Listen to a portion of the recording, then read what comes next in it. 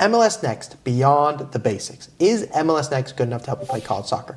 There's two tiers I want you to keep in mind when it comes to MLS Next. Actually, three.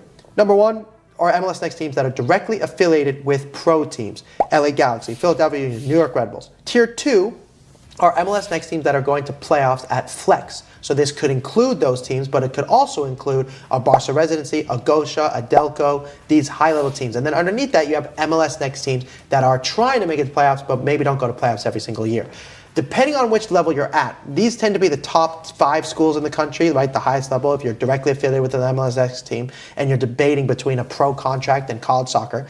Then the teams like Gosha, still same deal. You may not be in line to go pro, but you're definitely in line to go to the best colleges. If you're going to MLS Next playoffs, you're definitely in line for potential Division 1. And if you're an MLS Next team, then you're in line for Division 1 still, or Division 2 or Division 3, depending on what your goals are. But you have to keep in mind, playing MLS Next is not the highest level. There's MLS Next teams that are the best in playoffs and MLS Next teams that are ranked because their players are playing for their youth national teams or are directly affiliated with pro teams and they're debating between a pro contract and playing college soccer. There's quite a few players who end up deciding to play pro instead of college, and that's good for them. There are other players who go, you know what, I might be able to sign an MLS Next pro team contract, which is technically considered pro, but is not the first team at MLS, it's the second team.